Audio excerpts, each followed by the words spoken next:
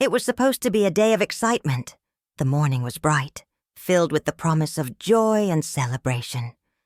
My daughter, Lily, was getting married, and I had been dreaming of this day since the moment she was born. From the first steps she took to her first day of school, and all the milestones in between, I had always been by her side. Our bond was unbreakable. At least, that's what I thought. Lily had found someone special, someone who made her laugh, someone who understood her in ways I could never quite grasp. Tom was kind, respectful, and a good man. Everything I had hoped for in a future son-in-law. Over the months leading up to the wedding, I could see how much she adored him. She glowed with love, and as her mother, it was impossible not to share in her joy. I was beyond excited to watch my daughter marry the man she loved, to stand by her side as she embarked on the next chapter of her life. But something shifted. I couldn't quite put my finger on it, but I felt it in the air. Lily began to withdraw. Little by little, she became distant, and the conversations we used to have about everything, from the mundane to the meaningful, started to feel strained. I chalked it up to pre-wedding jitters.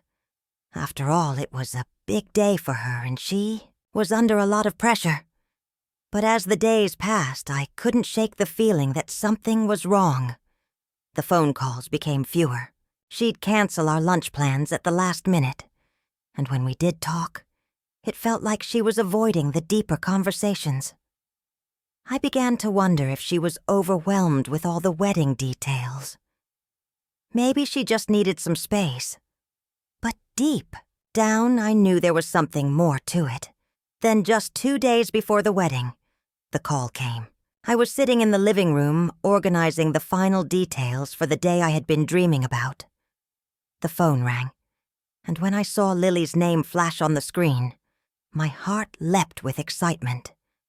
I answered eagerly, expecting to hear her, voice filled with excitement as we went over last-minute preparations. But the words that came through the phone were nothing like I imagined.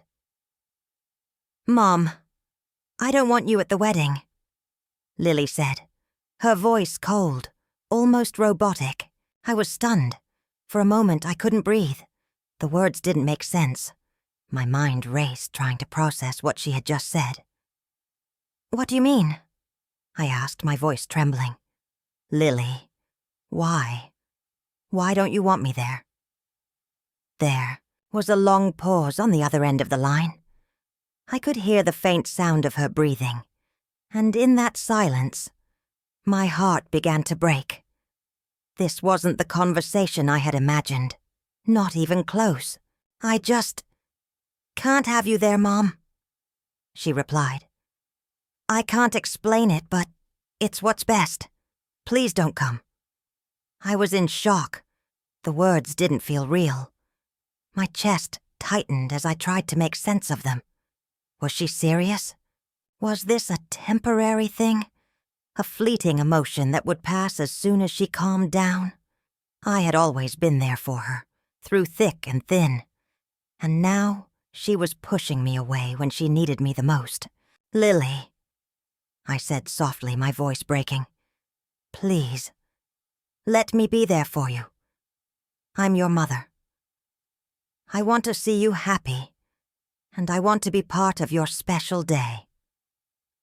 There was no response. The line was dead silent, and it felt as though the distance between us had grown 1,000 miles. My heart sank lower with each passing second. "Please," I whispered, feeling the sting of rejection.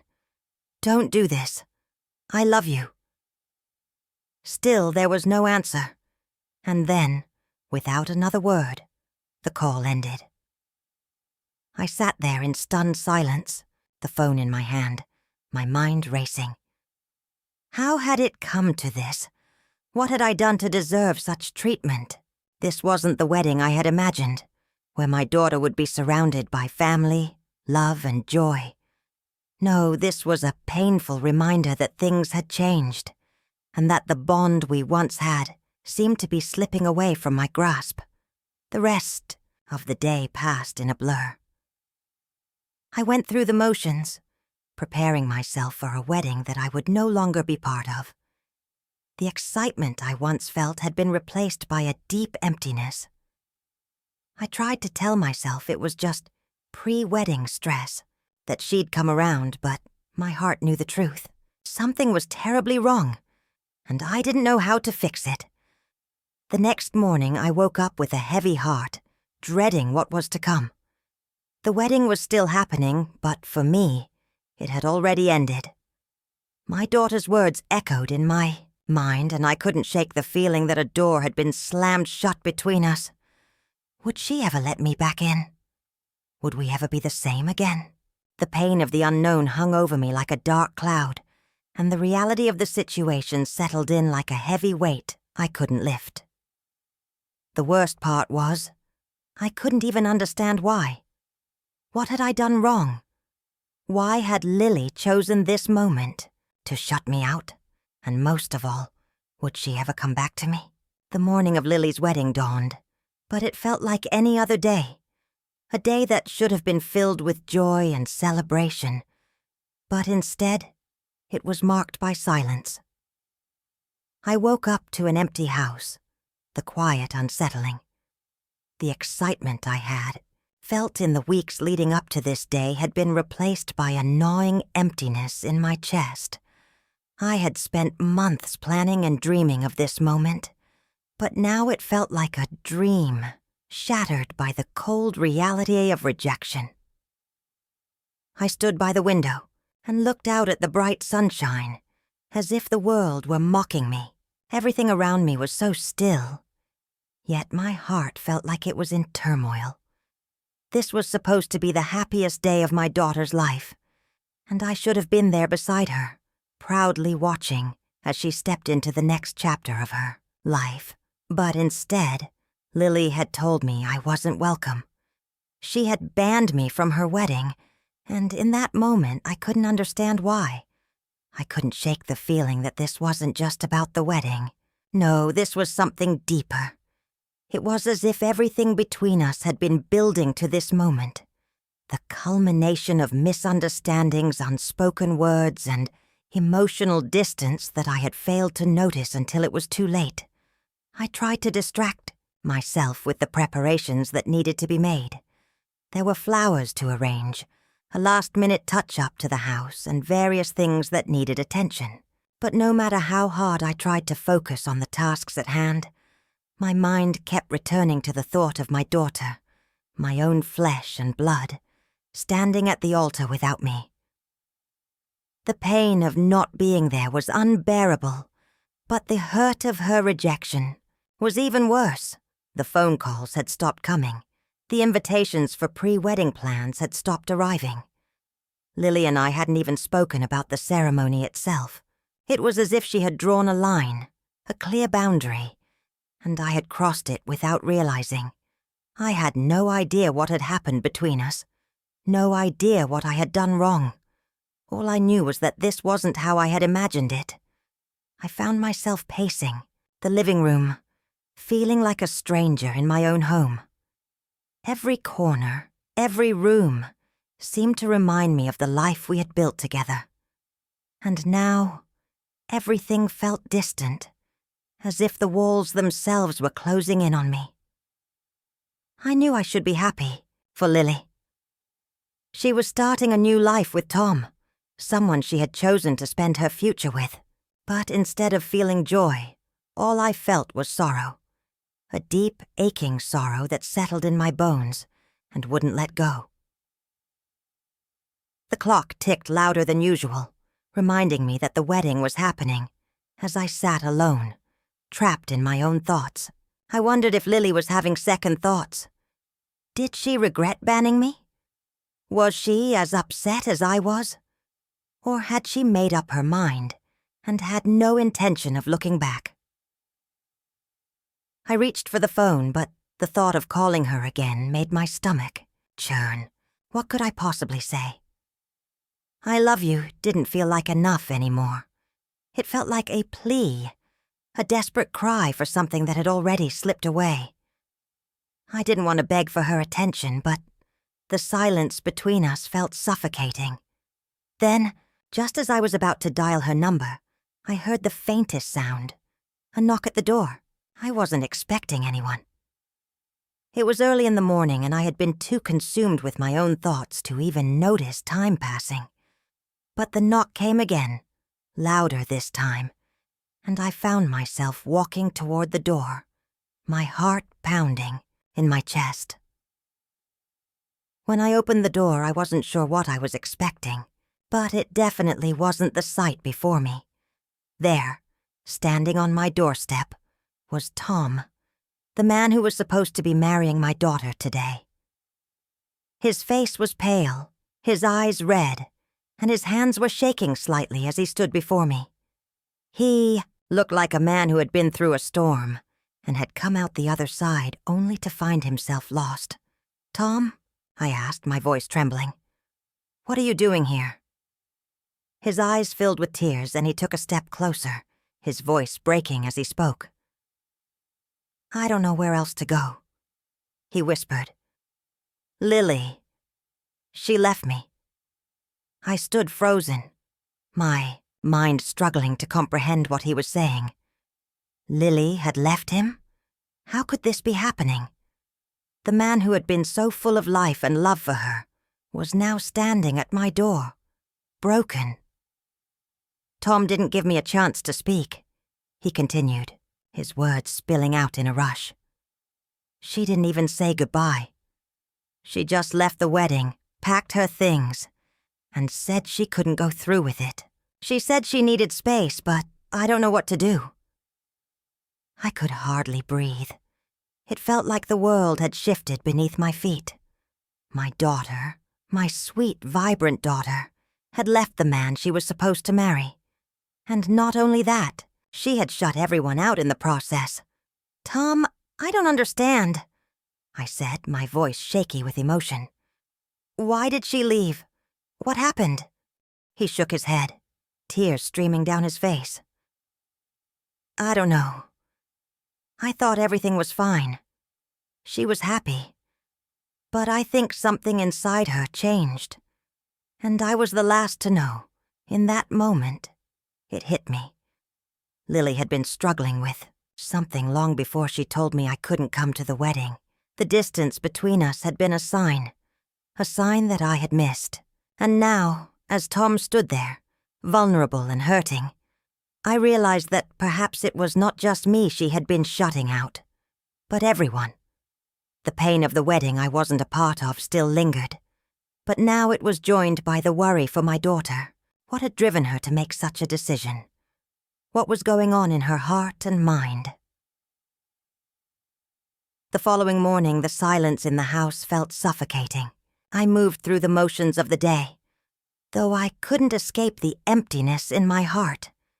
It was a strange feeling, almost as if I were living in a parallel world, one where everyone else was moving forward, celebrating, and beginning new chapters in their lives, while I stood still, unable to make sense of what had just happened. The weight of my daughter's rejection hung heavily over me, and I couldn't shake the thought of her walking down the aisle without me there. As I sat in the living room, staring blankly at the untouched wedding invitations that had been left, on the coffee table, the knock on the door startled me. I wasn't expecting anyone. In fact, I hadn't even thought about answering the door today. But something about the knock, a faint, almost hesitant sound, drew me to the front door. When I opened it, I froze. Standing there with his shoulders hunched in a posture of defeat was Tom, the man who had been so full of excitement and hope the night before. But now, there was nothing left of that joy. His face was pale, his eyes red from crying, and his posture slumped as though he were carrying an unbearable burden. "Tom!" My voice trembled as I tried to make sense of his presence at my door. "What are you doing here?" He didn't speak at first, and I could see the conflict in his eyes. He wanted to say something, but the words seemed stuck. Slowly, he lifted his hand to his face and wiped his eyes, as if trying to keep the tears from spilling over.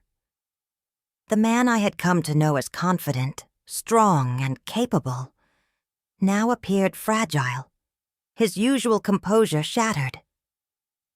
"I don't know where else to go," he finally whispered, his voice raw.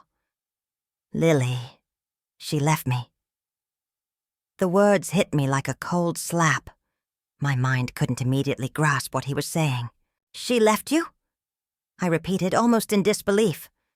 "But how? Why?" Tom looked down at the ground for a moment, his chest rising and falling with the weight of his breath. "I thought everything was perfect. I thought she was happy. But last night, during the wedding, she just disappeared. She packed her things, told me she needed space, and then she was gone." I stepped aside, silently inviting him in. My heart ached for him, but it also ached for Lily. What had happened? What had caused her to make such a drastic decision, especially on her wedding day? Tom sat down on the couch, his hands trembling as he ran them through his disheveled hair. His eyes were bloodshot from crying, and he looked like someone who had been through a storm and was now left to pick up the pieces. "I don't understand it," he continued, his voice breaking. "She said she couldn't go through with it. She told me she couldn't be with me. But I don't know what changed. We were fine yesterday. She was laughing, she was excited. And then, just like that, she was gone." I sat down beside him, feeling the heavy air between us. There was so much I wanted to say, but no words seemed right. What could I offer him in this moment of pain? How could I possibly help when I, too, was grieving the loss of my daughter, albeit in a different way? Tom looked up at me, his eyes searching for some kind of answer, some sort of explanation. "I don't know what I did wrong. I thought we were happy. She seemed happy. And now I'm just lost." A pang of guilt shot through me. How could I help him when I, too, felt like I had lost something so precious? Lily's decision had not only torn apart her relationship with Tom, but it had also left a void in my own heart. She was shutting us both out, and I felt helpless to reach her. "I don't know, Tom," I said softly, my voice almost a whisper. "I don't understand it either. But I do know one thing. Lily is hurting. She has to be. No one makes a decision like this unless something is deeply wrong." Tom nodded slowly, his face filled with a mixture of confusion and sorrow. "I just want to talk to her. I want to understand. I want to make things right. But she won't answer my calls, and I don't know where to find her." The helplessness in his voice mirrored my own feelings. We both wanted to fix what was broken, but we had no idea how. My daughter, the woman I had raised, was lost to me, and now her husband, her partner, was equally lost in the wake of her departure. "I'll help you find her," I said, my voice filled with a determination I didn't quite feel. "If she's shut me out, maybe she'll listen to you. Maybe she'll listen to the man she's about to marry. We have to find her, Tom. We have to make her see what she's doing to herself, to you, to us." Tom's eyes flickered with a faint glimmer of hope, though it was buried beneath his grief. "You really think she'll listen?" "I have to believe she will," I replied, a firm resolve settling in my chest. "She's my daughter. I know her better than anyone. She's just lost right now, and sometimes, when you're lost, you need someone to find you." The air between us was heavy with unspoken emotions. We both knew that the road ahead wouldn't be easy, that there were no guarantees that Lily would come back to us. But in that moment, we had no choice but to try. We had to find her, even if it meant facing the harsh reality of the emotional storm that lay ahead. As Tom wiped his eyes and stood up to leave, he gave me a faint, thankful smile. "I'm not giving up on her," he said quietly. "And I'm not giving up on us." And for the first time in what felt like forever, I held on to the smallest shred of hope that somehow we could bring Lily back from the place she had retreated to and rebuild the bonds we once shared. The hours that followed Tom's visit were some of the most difficult I've ever experienced. As the sun sank lower in the sky, I found myself sitting in the same chair where I had spent so many quiet evenings, staring at the empty space where my daughter's laughter once filled the air. The house felt too still, too silent. It was as if the energy had been drained, leaving only the hollow echoes of memories that now seemed distant and painful. I couldn't stop thinking about Lily. How had we ended up here? How had the woman I had raised, the girl who had once held my hand and confided in me about everything, turned so distant? And why, on her wedding day, had she made the decision to shut me out completely? It felt like my whole world was unraveling, and the more I tried to understand it, the more I realized that I had no answers. I wasn't just losing my daughter. I was losing the relationship we once had, and it was slipping away, fast. I had always believed that motherhood meant being there for your child, no matter what. But now, I found myself questioning everything I had done, every decision I had made, every word I had spoken. Had I failed her in some way? Was there something I missed? Some sign that she was struggling and needed me, but I hadn't been able to see it? The guilt clawed at me, pulling me deeper into despair. Tom's words echoed in my mind. He was hurting too. He had come to me for answers, for help. But I couldn't offer him anything. I couldn't offer him comfort or understanding because I didn't have those things myself. What could I say to him when I, too, was lost? How could I offer him hope when I felt like I was drowning in my own sorrow? It was hard to look at Tom and not see the raw pain in his eyes. He had been a good man to Lily, always supportive and loving. They had built something together, something that had seemed so strong, so unbreakable. And yet, in an instant, it had all come crashing down. The confusion in his face mirrored my own, and I couldn't help but feel a deep sympathy for him. He, too, was trying to piece together the puzzle of Lily's heart, and neither of us had the answers. My mind wandered back to that moment when Lily had told me I wasn't welcome at the wedding. Her words had stung, but it was the emptiness in her voice that hurt the most. It wasn't just a rejection of me. It felt like she was rejecting the very love and support that had always been there for her. The person who had always stood by her was suddenly unwanted, and I had no idea how to fix it. I replayed the events of the last few months in my mind, searching for clues, looking for anything that could explain the shift in Lily. But all I could come up with were fragments of conversations, bits and pieces of moments that no longer made sense. She had seemed distant, yes, but there had been no warning, no sign that this was coming. I thought I had known her better than anyone, but now I felt like a stranger to her. I stood up and walked toward the window, gazing out at the garden that Lily had once loved. I remembered the hours we had spent together there, planting flowers, laughing, talking about life. It seemed like a lifetime ago. I thought about all the times I had tried to be there for her, to guide her through the challenges she faced. And now, here I was, standing in the ruins of our relationship, unable to reach her. But as much as the pain hurt, there was a small part of me that refused to give up. I had raised a strong, independent woman, and I couldn't accept that she was lost forever. I couldn't accept that she had chosen to shut herself off from everyone who cared about her.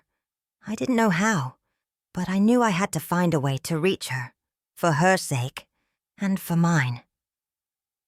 My heart ached for Tom, but I also knew that I couldn't ignore my own pain. I had to find a way to bridge the gap between us, to rebuild the bond that had been broken. It wasn't going to be easy, and it wasn't going to happen overnight, but I was determined to try. I couldn't just let go, not without a fight. I took a deep breath and wiped away the tears that had started to fall. This wasn't over. Not yet. I still had hope, even if it felt fragile. I still had love to give, even if it seemed like it wasn't being returned. And as much as the hurt consumed me, I knew that love was the only thing that could heal this brokenness. I couldn't fix everything in an instant, and I couldn't control the choices Lily made. But I could be there for her, in whatever way she needed whenever she was ready to let me in. And that was enough for now. I would wait. I would wait for the day when my daughter, my beloved Lily, would come back to me. Until then, all I could do was hold on to the love I had for her, even if she couldn't see it right now, because no matter what, I would always be her mother, and that was something nothing could ever take away. Days passed, but the house felt no less empty. My world seemed to have been turned upside down, and I couldn't shake the feeling that everything I knew was slipping through my fingers. I kept replaying the moments before the wedding, those final phone calls with Lily, her cold rejection, and then the painful realization that something had broken between us. What had happened to the mother-daughter bond we had shared? Why had she pushed me away so completely? I kept busy, filling my days with mindless tasks. I cleaned, I cooked. I tried to hold on to some semblance of normalcy. But nothing felt right. The house, once alive with the sound of laughter and conversation, felt like a shell of what it had been. I no longer knew how to occupy my own space without feeling the crushing weight of loneliness. The most painful part of all was that Lily wasn't just distancing herself from me, she was shutting out everyone who loved her. Tom, the man she was supposed to marry, had come to me in tears, lost and broken. The man who had once been full of life and optimism was now a shadow of himself. It was clear that he, too, was grappling with something deeper than just the abandonment of their wedding day. It wasn't just the wedding that had broken. Something inside Lily had shifted, and no one could understand why. Yet, despite the pain, a small part of me refused to give up. As the days turned into a week, I found myself clinging to the faintest flicker of hope. I knew that Lily had to be in pain herself. No one walks away from something as monumental as a wedding without feeling lost. She had been running. But from what? What was it that had caused her to shut everyone out, to push away the very people who had always supported her? The guilt and confusion weighed heavily on my heart, but I also understood that I couldn't force her to talk. If she was going to come back, if we were going to heal, it would have to be on her terms. I couldn't keep chasing after her, desperate for answers. All I could do was give her the space she needed, even though every fiber of my being wanted to reach out and pull her back into the fold of family, love, and warmth. And then, unexpectedly, I received a call. The sound of my phone ringing broke through the silence of the house, and for a moment, I simply stared at it, unsure whether to answer. Was it another attempt to reach out to Lily? Or was it just another reminder of the distance between us? When I saw the number on the screen, my heart skipped a beat. It was a mutual friend, someone who had known Lily for years. I hadn't heard from this person in weeks. I quickly answered, my voice betraying the mix of hope and fear that swirled inside me.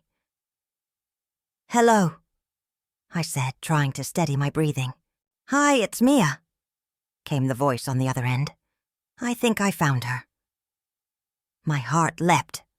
Lily, I whispered, barely able to believe what I was hearing. Yes, Mia replied, her voice gentle but filled with concern.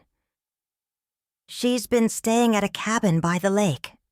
I went to check on her, and she's not herself. She's withdrawn, but I could tell she's struggling with something. I think she might be ready to talk, but you should come quickly. The words hit me like a flood of relief. For the first time in what felt like forever, I felt like I had a glimmer of hope. She was still there, still reachable. She hadn't vanished completely from our lives. I'll be there, I said, barely able to contain the urgency in my voice. Thank you, Mia. Thank you for finding her. I hung up the phone, my hands trembling slightly. The knot in my stomach loosened a little, but the journey ahead still felt uncertain. What would I say to Lily? How would I reach her after everything that had happened? I didn't have all the answers, but I knew one thing for certain. I wasn't giving up on her. I rushed to gather my things, my mind a whirlwind of thoughts and emotions. I wasn't sure what I expected when I saw Lily, but I knew that it was a moment I had to face. My daughter had been running, hiding from something, maybe even from herself, and now it was time for us to face whatever it was together. The drive to the cabin was a blur. I didn't pay much attention to the scenery as I drove. My thoughts were consumed with worry and hope. The lake Mia had mentioned wasn't far, and soon enough I arrived at the cabin, a small, rustic place nestled among the trees. I parked the car and walked up to the door, my heart pounding in my chest. I knocked softly, my hand trembling slightly. For a moment there was silence. Then the door creaked open, and I saw her. Lily. She looked different.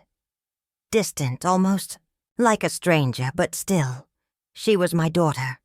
She was standing before me, and for the first time in what felt like an eternity, I was face to face with the daughter I had lost and the woman she was becoming. "Mom," she whispered, her voice barely audible. I stepped forward, my heart swelling with love and relief. "Lily, I'm here. I'm here, sweetheart. We need to talk." And in that moment, I felt that flicker of hope turn into something more. There was still a long road ahead, but for the first time in a long while, I believed that we could find our way back to each other. The moment the door opened and I saw Lily standing before me, everything I had been holding back came rushing to the surface. A rush of emotions flooded my heart, relief, hope, love, but also a deep ache that seemed to grow with every passing second. There she was, my daughter. She looked different. Her face was pale, her eyes weary. But it was still the same face I had seen when she was a little girl. The same one that had looked up to me with trust and love. "Mom," she whispered, her voice fragile as though speaking more would make the reality of the situation too painful to bear. "Lily," I said, my voice trembling as I reached out to her. "Oh, sweetheart, I've been so worried. I've been trying to understand, trying to make sense of everything." She didn't immediately respond. She stood there, her body language closed off, her arms crossed over her chest, as though she were protecting herself from the world, from me. I could see it now more clearly than ever, the hurt in her eyes, the pain she was carrying that had driven her to push me away. I could feel the weight of it, heavy and thick in the air between us. "Why did you leave, Lily?" I asked softly, my voice barely above a whisper. "Why did you shut me out? You're my daughter. I'm your mother. I've always been here, for you. What happened?" The silence stretched between us for what felt like forever. She looked down at her feet, avoiding my gaze, as though she couldn't bear to face me. My heart broke for her, but I also knew that I had to be patient. She wasn't ready to talk yet, but she had let me in. That was a step. I didn't know how to face you, Lily finally said, her voice so quiet I could barely hear her. I didn't know how to tell you that I wasn't happy, that everything in my life felt like it was falling apart. I felt a pang of sorrow, hearing her words. I wanted to wrap my arms around her, to tell her everything would be okay. But I knew that healing wasn't that simple. She had to face her pain first, and so did I. I thought if I pushed everyone away, it would make it easier, she continued, her voice thick with emotion. But all it did was make me feel more lost. I nodded, understanding what she meant. For a long time I had been looking for the right answers, the right words to fix everything. But now I realized that it wasn't about fixing it. It was about accepting the brokenness and finding a way to move forward from there. "I'm sorry, Mom," Lily said suddenly, her voice cracking with emotion. "I didn't mean to hurt you. I didn't know how to ask for help. I didn't know how to tell you what was really going on inside of me." I stepped closer to her, my heart swelling with compassion. "Lily, you don't have to apologize to me. You don't have to do this alone. I may not have understood everything you were going through, but I love you. I always have, and I always will." The tears she had been holding back finally started to fall, and she let out a sob that shook her body. I immediately pulled her into my arms, holding her close, feeling the weight of her grief and her fear. In that moment, everything else, the pain, the confusion, the months of separation, melted away. All that mattered was this, that my daughter was in my arms, and we were finally facing each other the way we had before. "I'm so scared, Mom," she whispered against my chest. "I don't know who I am anymore. I don't know what I want." I gently pulled back, holding her at arm's length so I could look into her eyes. "It's okay to be scared, sweetheart. It's okay to not have all the answers. You don't have to figure it out right now, but you don't have to do it alone. I'm here, and I'll be here every step of the way." She nodded, her face wet with tears. "I don't know where to go from here." "You don't have to have it all figured out," I said gently. "All you need to do is take one step at a time. I'll be right beside you." For the first time in what felt like forever, Lily smiled, though it was a small, bittersweet smile. "Thank you," she whispered. "I didn't know if you would still want me, after everything." I cupped her face in my hands, looking at her with all the love I had held in my heart for years. "I will always want you, Lily. You are my daughter, and nothing will ever change that. I've always wanted you, and I will always love you, no matter what." In that moment, I realized something profound. Love isn't about fixing everything or having all the answers. It's about being there for each other when things fall apart, when life gets messy, when it feels like there's no way forward.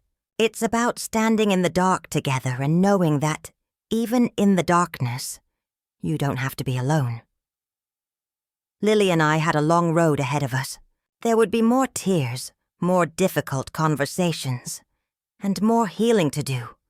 But for the first time in a long time, I knew that we would make it through. We would rebuild what had been broken, one step at a time. And no matter how long it took, I would never stop loving my daughter. She was back, and so was I, and that was all we needed to begin again.